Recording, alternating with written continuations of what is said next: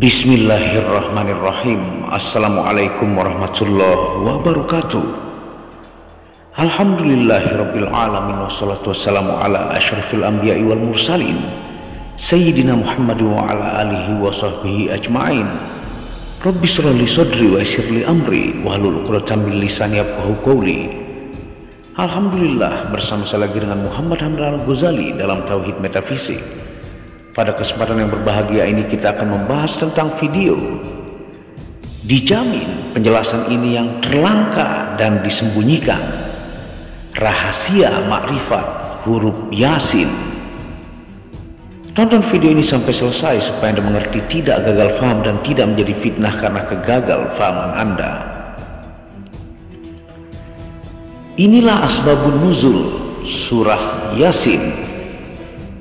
Menurut salah satu ulama ahli tafsir yaitu Syekh Hamami, dalam tafsirnya menerangkan bahwa musabab turunnya surah Yasin ini dengan menukil sebuah riwayat bahwa dahulu orang-orang kafir berkata, Muhammad bukanlah seorang nabi ataupun rasul.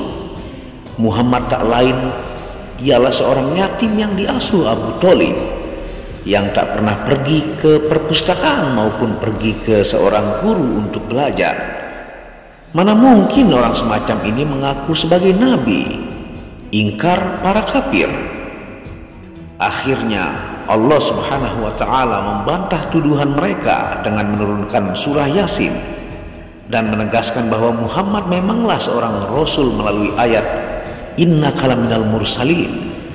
Sungguh kau adalah di antara seorang rasul. Surah Yasin ayat 3. Bukan seperti yang mereka pungkiri. Bahkan Allah memulai surah tersebut dengan Yasin, sebuah kalimat atau kosakata yang belum pernah mereka dengar sama sekali, dan kemudian disusul dengan sumpah atas nama Al-Quran Al-Hakim, sebuah kitab suci yang mengandung kesastraan yang tak tertandingi. Berikut 5 makna huruf Yasin menurut para ulama tafsir secara umum atau secara syariat. Yang pertama, makna Yasin yaitu bermakna ya insanu atau wahai manusia. Dari hadis yang diriwayatkan Ibnu Abbas diperoleh keterangan bahwa Yasin bermakna ya insan atau wahai manusia, yakni wahai Muhammad. Demikian pula pendapat Abu Hurairah, Ikrimah, At-Ahad, Sufyan bin Uyainah, dan Sa'id bin Jubair. Menurut mereka, Yasin berasal dari logat Habsyah. Yang kedua, Yasin memiliki makna nama-nama Allah. Malik yang meriwayatkan dari Zaid bin Aslam menyebutkan makna Yasin adalah kependekan dari nama-nama Allah. Makna Yasin yang ketiga adalah ya Sayyidal Bashar. Ada lagi yang berpendapat Yasin ringkasan dari kalimat ya Sayyidal Bashar, yakni Nabi Muhammad sendiri. Yang keempat bermakna ya Sayyidal Mursalin. Para ulama memakai Yasin merupakan kata ganti dari Nabi Muhammad SAW, yakni ya Sayyidal Mursalin. Dan makna secara syariat yang kelima adalah nama surah dalam Al-Quran. Makna Yasin lainnya menurut para ulama adalah salah satu nama surat dari Al-Quran. Namun demikian, mayoritas ulama menyerahkan arti Yasin kepada Allah.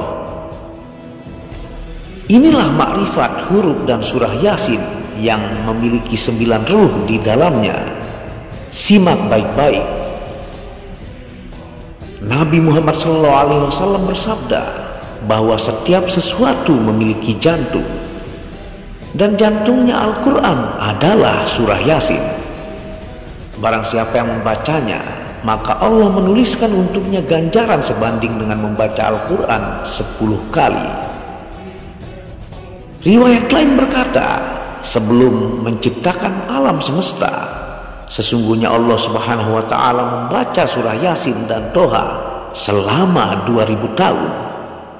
Lalu ketika para malaikat mendengarnya, mereka berkata, sungguh beruntung umat Muhammad dengan turunnya 2 surah ini kepada mereka, Sungguh beruntung ia yang menghafal serta mengamalkannya keduanya, dan sungguh beruntung lisan-lisan yang melantunkan keduanya. Surah Yasin disebut sebagai jantung Al-Quran. Kenapa ia menjadi jantungnya Al-Quran? Menurut sebagian ulama tasawuf, bahwa huruf pada kalimat Yasin tersebut memiliki 9 ruh atau 9 nyawa. Saat ia terpancar dari kalam Allah, syarat menjadi jantung Al-Quran adalah ia harus diuji, dihujam, dan dihantam dulu oleh sekalian makhluk Allah sebanyak 9 kali. 9 kali pengujian sebagai testing seberapa kuat sesungguhnya surat yang akan dijadikan jantungnya Al-Quran ini. Adapun 2 makhluk Allah terkuat yang disuruh menguji adalah malaikat Jibril dan sang hawa nafsu. Kemudian pengujian ketiga, keempat, dan seterusnya hingga ke-9 diuji oleh khodamus surah atau makhluk penjaga dari Al-Quran. Adapun perintah pertama untuk menghantamnya adalah malaikat Jibril, yaitu penghulu para malaikat. Malaikat Jibril menghantam partikel huruf Yasin ini hingga hancur berkeping-keping, lalu dengan cepatnya menyambung kembali laksana air yang dibelah Nabi Musa dan kembali utuh menyatu tetesan-tetesan pecahan dari huruf Yasin tersebut.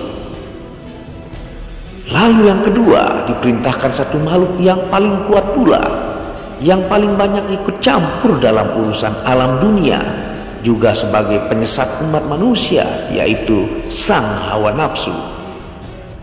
Si hawa nafsu mencoba menghantam kokohnya daya hidup dari huruf Yasin tersebut hingga hancur bercerai-berai. Namun hurufnya kembali menyatu utuh tanpa cacat celah sedikit pun. Maka berkatalah sang hawa nafsu sambil merunduk dengan berbunyi, "Astagfirullahalazim." Karena takjubnya sang hawa nafsu, sejak saat itu hawa nafsu tunduk kepada ruh hidup dari huruf Yasin ini. Begitu pula testing ketiga hingga ke-9 oleh khodamus surah Al-Quran atau makhluk penjaga ayat. Kejadian serupa tetap berulang-ulang, yaitu huruf Yasin selalu menyatu dengan cepat, sehingga para malaikat menyebut huruf Yasin dengan huruf Nur yang memiliki 9 nyawa. Bermula huruf ini menjadi pengawal serata dari untaian surat yang menjadi denyut jantung surat-surat ilahi lainnya. Kemudian surah Yasin dengan kekuatan dan cahaya super kuatnya menjadi surah yang sangat dekat dengan jantungnya semua partikel alam semesta, termasuk jantung kehidupan setiap manusia. Surah ini berkarakter fleksibel, keras tapi lunak. Terlihat lunak, tapi jika mencoba dibengkokkan oleh si hawa nafsu, ia akan menjadi sangat keras dan frontal. Surah ini memang sangat tepat jika dikatakan surah si jantung Al-Quran, karena ma'unah yang terkandung dalam surah ini memiliki sifat mengikuti apa saja yang dikehendaki oleh si pengamalnya. Sangat berbeda dari surah-surah lain yang memang memiliki satu saja ma'unah, sehingga jika pengamalnya tidak sinkron niatnya dengan ma'unah surat lain tersebut, maka ma'unahnya tidak akan dapat diraih secara nyata.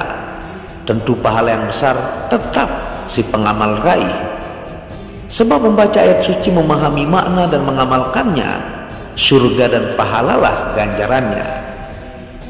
Disitulah perbedaan surah Yasin dan surah-surah lainnya. Menurut banyak para arif billah, ulama dan orang-orang zuhud yang mengamalkan surah Yasin, mereka menafsirkan dan meyakini bahwa surah Yasin adalah surah yang tercipta dari kasih sayangnya Allah kepada Muhammad yang begitu dalam, sehingga Allah memberikan satu panggilan khusus kepada baginda Nabi ini dengan panggilan Yasin atau Yaumil Rasulin, penghulunya semua Nabi.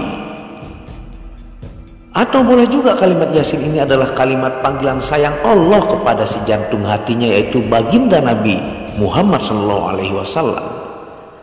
Huruf Yasin ini selaras dengan kalimat Zohiru Rabbi wal batinu abdi, yang artinya zohir Tuhanku kepada batin Muhammad. Menurut sebagian ahli billah dan zuhud, jika ingin merasakan fadilah menakjubkan dan menerima ma'unah dari huruf dan surah Yasin, kita harus mengetahui cara pengamalannya, yaitu dalam surah Yasin terdapat 9 induk pori-pori yang mengurung energi ruh surah Yasin tersebut, yang akan memberikan ma'unah menakjubkan bagi yang mengamalkannya. Inilah 9 pori-pori itu ada pada 9 potongan ayat ini yang ditampilkan di gambar.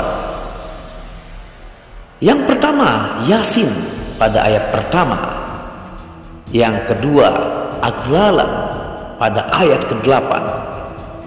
Yang ketiga, Fa'ahsyainahum pada ayat ke-9. Yang keempat, Subhana pada ayat ke-36. Yang kelima, Wasyamsu pada ayat ke-38. Yang keenam, Qaulan mir Rabbir Rahim pada ayat ke-58. Yang ketujuh, Alam Ahad pada ayat ke-60. Yang kedelapan, Kun Fayakun pada ayat ke-82. Dan yang kesembilan, Ilaihi pada ayat ke-83. Adapun cara membuka 9 pori-pori ruh ayat tersebut sehingga merasakan ma'unah dari Allah Subhanahu wa ta'ala, simak baik-baik. Yang pertama, harus dalam keadaan berwudu, didahului dengan basmalah, yaitu Bismillahirrahmanirrahim, lalu disambung dengan syahadat 1 kali, yaitu syahadat tunggal, asyhadu an la ilaha illallah. Setelah itu mulai membaca lengkap surah Yasin dari awal sampai akhir.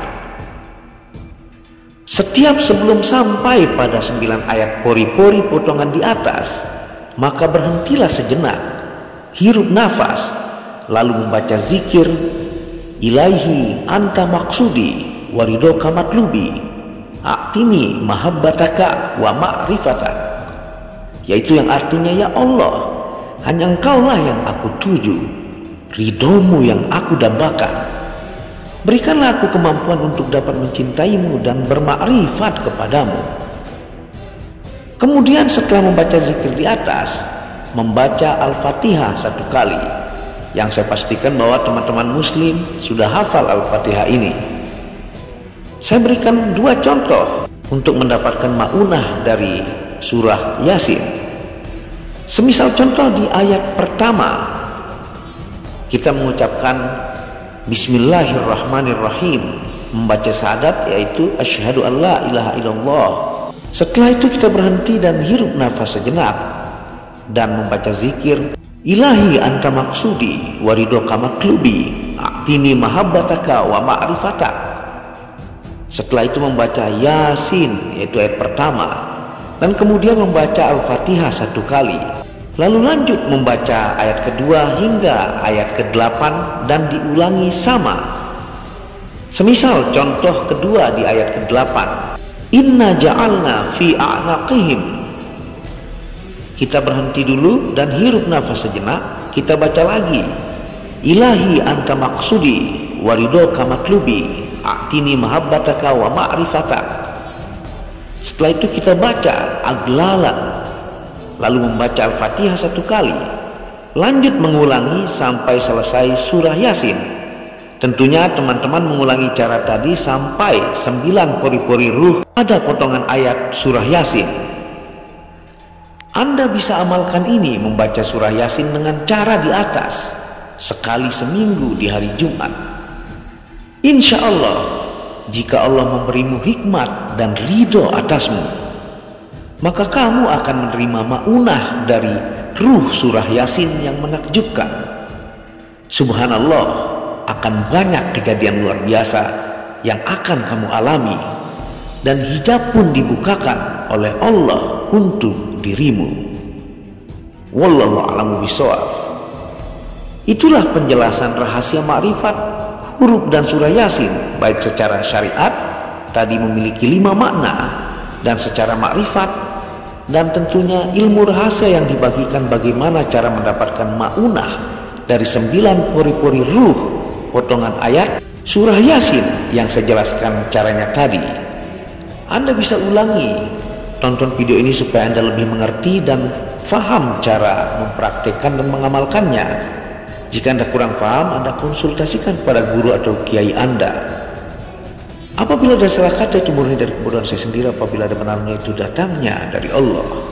Wabillahi taufiq wal hidayah. Assalamualaikum warahmatullahi wabarakatuh.